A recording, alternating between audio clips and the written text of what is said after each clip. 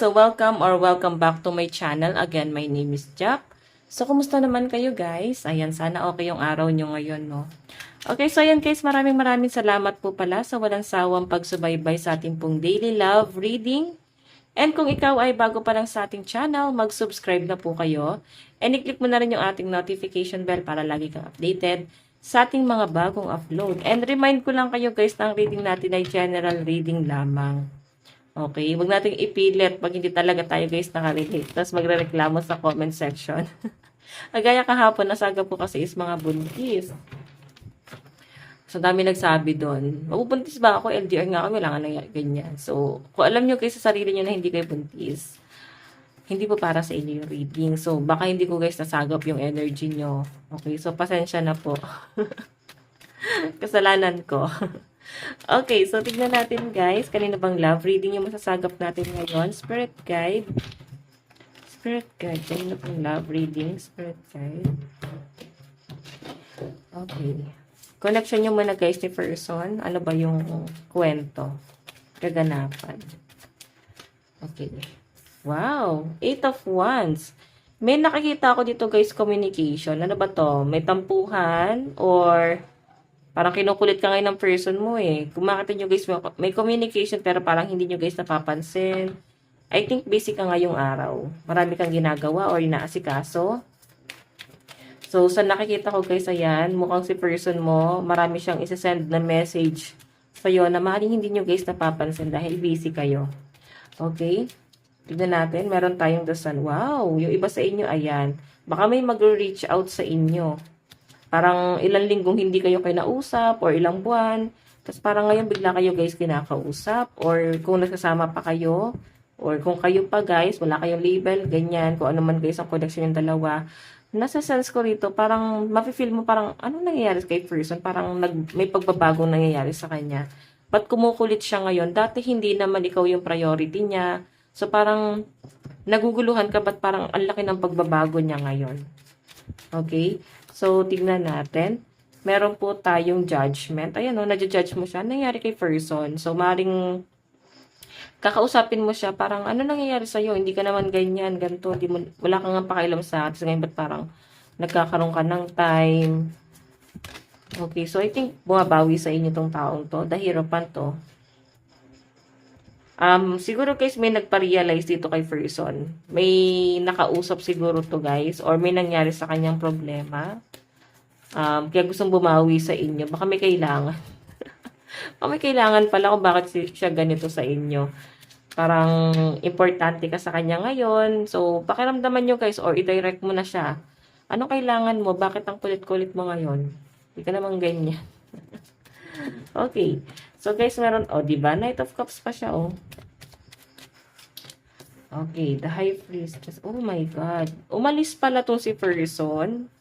Iniwan ka pala nito eh. May ibang involved or meron siyang ibang priority, no? Kung hindi man, guys, third party, pwedeng family. Meron siya, guys, ibang mas kinonsider. Pwedeng sa trabaho. Mas importante sa kanya, sa kanya noon yon. Pwedeng pamilya niya. Yun yung naging hadlang. Siguro guys, ito yung energy mo kasi dati, na antay-antay mo siya, parang feeling nyo guys, unti-unti siya lumalayo sa inyo, but parang wala siya pakialam sa inyo, hindi siya nag-update. Pero ngayon siguro guys, kapag na-realize mo na yung worth mo, okay, so may nakikita kasi ako guys, new person, may bagong tao, na dumarating sa inyo, so nalilibang ka dito, or may bumabalik sa inyo, may nakikipag-usap, kung hindi man guys bumabalik, pwedeng new person na itong nakakausap mo. And siguro guys, hindi mapakali ngayon yung ex mo. Hindi mapakali yung ex mo. Kaya kinukulit ka ngayon. Baka nabalitaan niya, nalaman niya, may nagsabi sa kanya. Ayan, okay. So guys, malakas po yung mga ear sign. Aquarius, Gemini, Libra, Cancer, Pisces, Scorpio, Aries, Leo, Sagittarius. Titignan pa po natin. Okay. Pasensya na guys sa mga sasakyan na dumadaan po. Okay, ito guys yung energy ni person. Ito naman yung sa'yo. Alam nyo na yan. Wait lang, kunin ko yung card. Okay. Titignan po natin.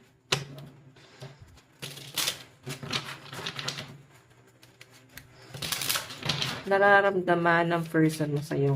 Nararamdaman ni person sa'yo ngayon. Okay. So, I think, the High Priestess, minamanifest ka. Iniisip-isip ka.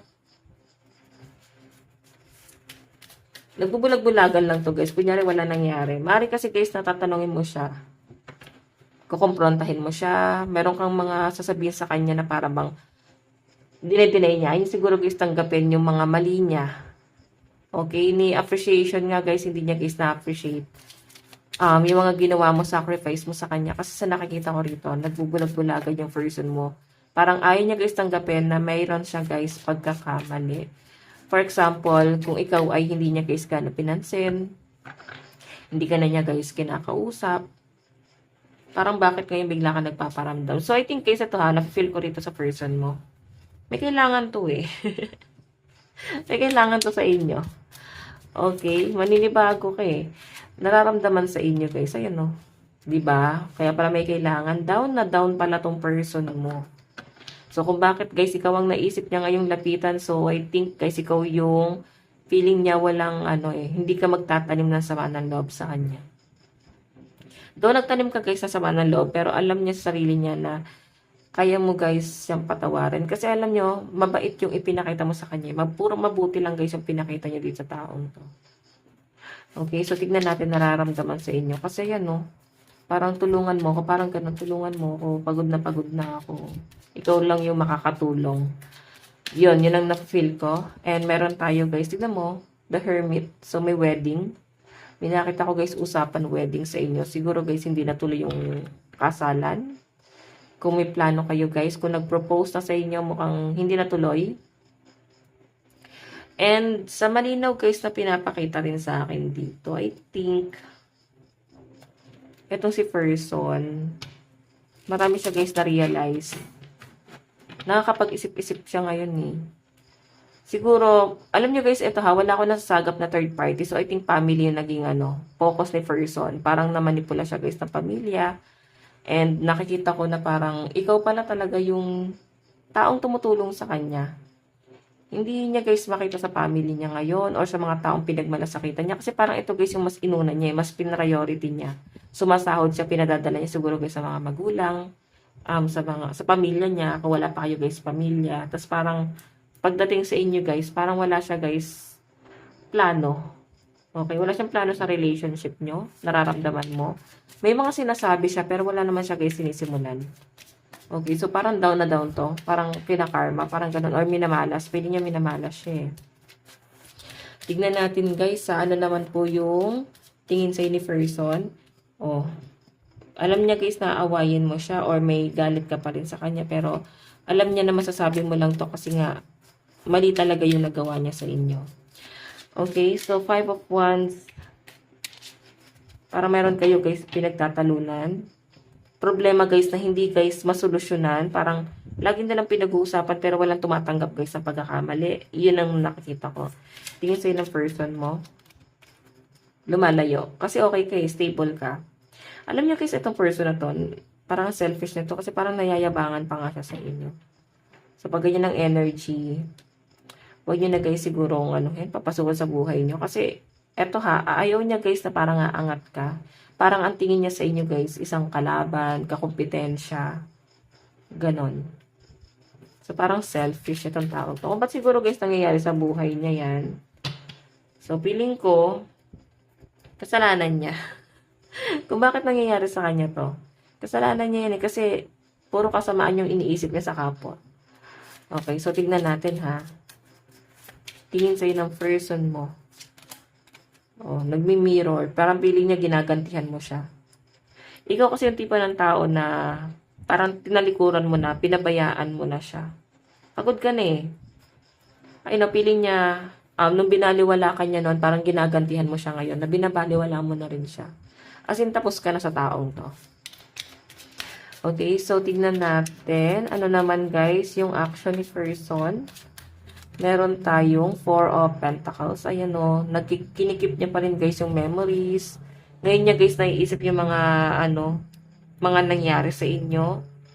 Ngayon niya guys nare-realize yung mga bagay-bagay na hindi niya guys kino-consider dati. Marami guys realization. Kasi ngayon, tignan nyo ha, nag-hold back pa rin siya. So, I think, mahal ka talaga nito. Hindi lang guys mahal dahil kailangan ka niya. Siguro, ngayon niya nare-realize na, mahal ko pala talaga yung taong yan. Bakit ko iniwan? Ba't ko hinayaan na magkaganito? Ba't hinayaan kong mamanipula ako ng ibang tao? Ganon. So, hawak-hawak niya pa rin yung memories. Kinikip ka pa rin nitong taong to. Magiging action ni person. Meron tayong, di ba? Masyadong manipulated to si person eh.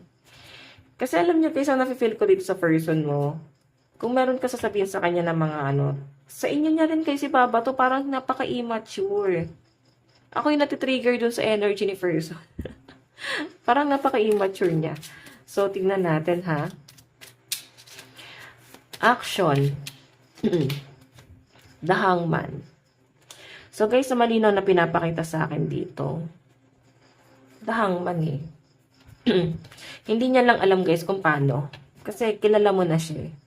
Gusto kanyang manipulahin pero kilala mo na siya. Alam mo na guys yung kilos niya, gawain niya. Parang wala ka nang maloloko dito. Parang ganon. Baka sasabi mo sa person yun. Wala ka nang maloloko dito. The lover. So. Okay. Ikaw yung martir na tao. So, maring may third party. Paulit-ulit niya guys ginagawa.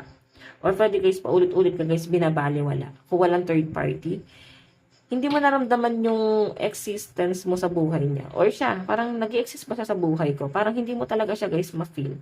So, I think ito talaga yung love language ni person. Manhid, hindi showy, basta maibigay niya lang yung nararapat para sa'yo. Okay na yon. Ganon. Parang, oh my God. Baka LDR pa kayo tapos ganito siya guys, cold. Okay, ano yung magiging outcome? Magiging outcome. O, the Emperor, napakatigas ni person eh. Diba? Parang aawayin ka pa nito eh.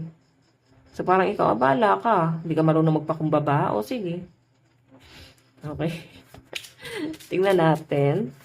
Ano naman guys, yung outcome kay person, judgment. Naku po. Walang magtatagal sa taong to guys. Iba kasi talaga siya mag-isip. Maski ako guys, parang nai-stress kanya. Iba siya mag-isip. Maski family, nahihirapan siya guys unawain. Ganon. And sa nafe-feel ko rito, ang daming siguro guys niyang gustong gawin. Alam niya, pag masaya siya, hindi ka naaalala. Pag malungkot siya, dun ka naaalala. So, ito guys yung bottom of the deck. 9 of Cups. Parang kailangan papabor sa kanya lahat. Para siyang napaka-spoiled. Ganon. Okay, so tingnan pa natin. Spoiled tong taong to guys. So sa side ni person, ang lakas po ng mga water sign. Cancer, Pisces, Scorpio, Aries, Leo, Sagittarius, Capricorn, Taurus, Virgo. Lahat naman ata, pati air sign, Aquarius, Gemini, Libra. So sa side naman guys, sa side mo naman, ano yung nararamdaman mo sa person mo? Nararamdaman mo sa person mo. Okay. Judgment. Diba? Parang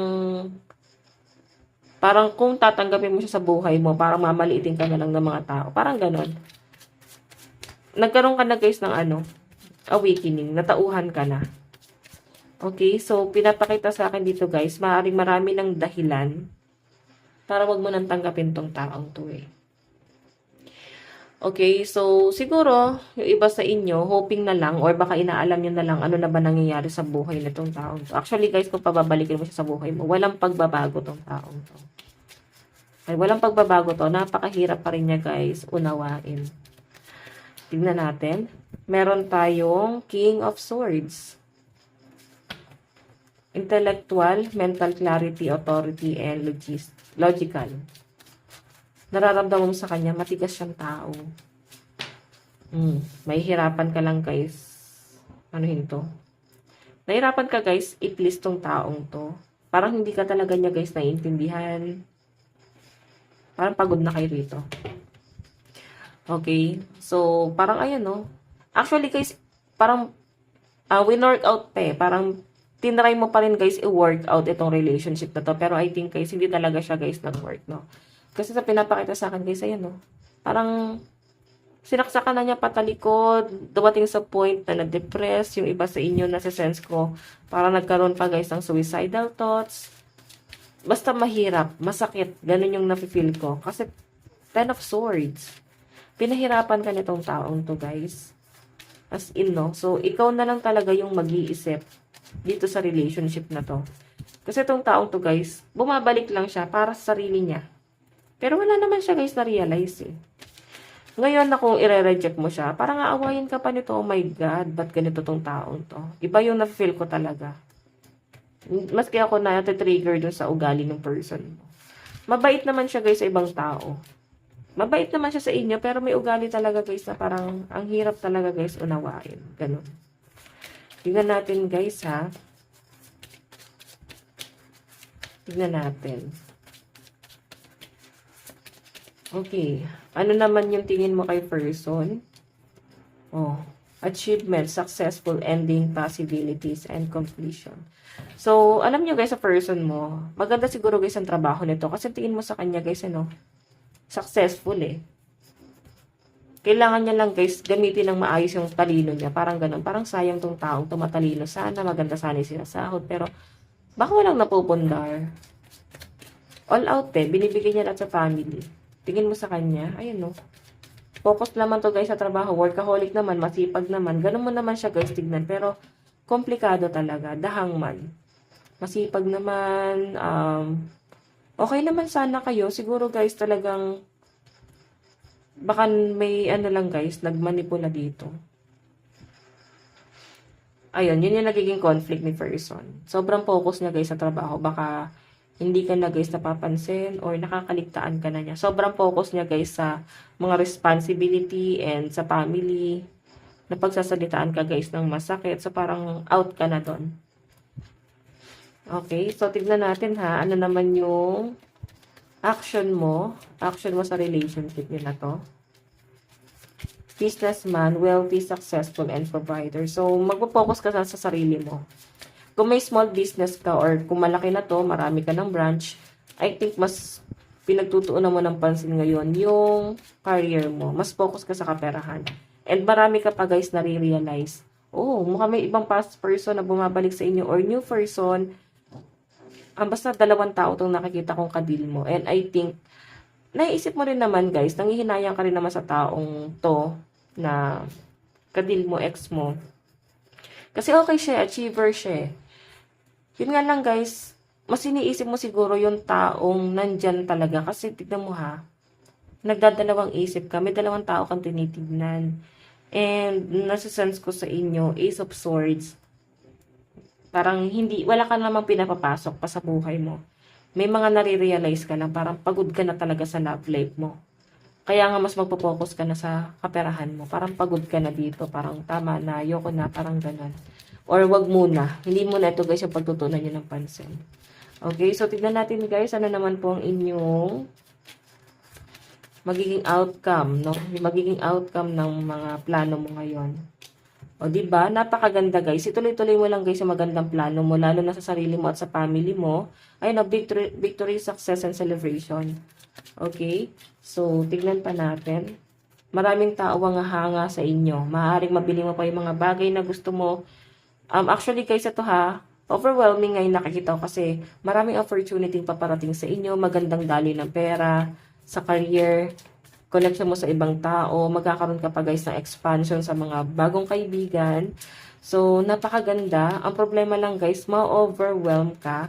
Kasi sa dami ng opportunity, hindi mo na alam guys, ano yung uunahin mo. Maguguluhan ka kasi overwhelming talaga guys. Okay. So, napakaganda guys. Ayan, mukhang magkakaroon ka pa guys ng love life. New person. Oh, new person. Pero yung person na nakikita ko guys, maring dalawang ex nga yung kadil mo or galing din guys sa past. Isa dun sa someone from the past yung magiging karelasyon mo at i-work out yung relationship sa nakikita ko. And itong past person na masyadong greedy yung energy, I think didispatchahin mo na siya kasi napaka-strong ng personality na napaka-strong ng energy na nasa sense ko na someone from the past or kilala mo na tong taong to. Kung hindi mo pa naman naging ex, pwedeng walang label, pwedeng ina-entertain mo na, or kilala mo na yung magiging bago mo ngayon. magkakaroon ka na ng love life, someone new. Pwede nga guys na nakakausap mo na siya ngayon. Okay? So guys, ayan, bottom of the deck pala. The strength talaga, napaka-strong. Magiging maganda, sasang-ayon sa inyo guys ang lahat. Okay? Magiging maayos ang lahat sa inyo guys. So, sa side mo, ang lakas po ng mga ear sign, Aquarius, Gemini, Libra, as in, kasi puro swords. Aries, Leo, Sagittarius, Capricorn, Taurus, and Virgo. And sa mga water sign, siguro mga nasa 5% or 3%, mga ganun. Basta maliit, baka konti lang ang mga nanonood sa atin na water sign. Cancer, Pisces, Scorpio. Okay, pero mas malakas ang energy ng mga Leo. Okay, and Libra. Dito pala. So guys, tignan pa natin, no? Hindi ko na kayo guys pag-aantayin pa sa ating paglilinis. Ikakat ko muna tong video. Wait lang guys. Tignan natin saan napatungo yung relationship. Okay, so tignan natin saan napatungo tong relationship na to. Saan na po patungo yung relationship, spirit guide? Saan na po ito patungo? O, diba? Pagmamakaawa sa iyo talaga si past person. Pero iba na yung tinatanggap mo. Iba na yung gusto mo. Actually, guys, ito ha. Parang may nafe-feel ka pa rin doon sa past. Yun nga lang, guys. Iniisip mo yung mga parang nangihinayang ka na lang. Pero I think, tama na. Parang ganun. Nangihinayang ka na lang dyan sa taong yan. Kasi kung tutusin, wala naman talaga siyang ginawang ikakasama talaga ng loob mo. As in, maaaring yung nagpasama ng loob mo is yung mga tao sa paligid niya. So, 4 of Cups, iba na. Parang, aayusin mo na lang yung sarili mo. Kasama yung mature na tao. Kasi itong person mo mukhang immature to. The Magician. So, mas mag-focus ka sa career mo. The Tower. So, yan nga guys, yung ending na nangyari sa inyo ng person mo.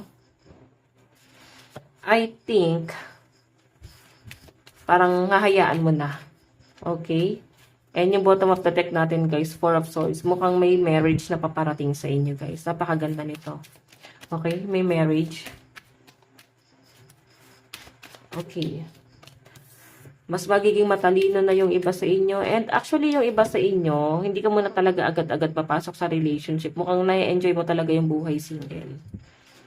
Ganun po. And 7 of Cups. Ayan, di ba? Na-enjoy mo kasi nabibili mo yung mga gusto mo, nagawa mo yung mga bagay na gusto mo kahit nag-iisa ka. Ganon. And 2 of Wands. Sa malinaw na pinapakita sa akin dito, guys.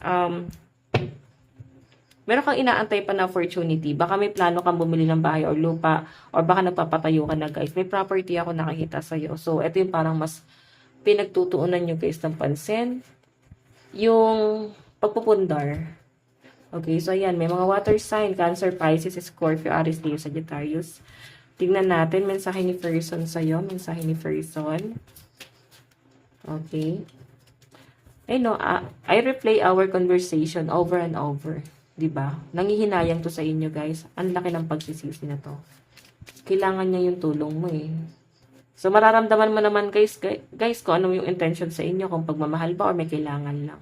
Tignan mo, my life is not as seem together as it seems. So, may mga tinago talaga. Okay? Mensahe sa inyo, we will be together again. So, I think, guys, tinatanong ka niya, magiging maayos pa ba? Baka kasi, guys, sinusuyo ka pero ayaw mo na. I know it was my fault, but I blame you. Sabi ko sa inyo narcissistic ang taon to, guys. Ikaw pa yung sisisihin, ikaw pa yung parang may kasalanan. Hindi ko gusto yung ugali ng person mo, guys. Mabait naman siya, pero may something talagang kakaiba. And ikaw siguro yung napapatanong nito, I love you unconditionally. Parang tiniis mo na lang. Parang gano'n. Ano ba nagustuhan ko sa taong ito, kakaloka? Parang gano'n. Okay, so guys, ito lang po ang inyong daily love reading. Bukas po ulit. God bless and love you all. Bye-bye!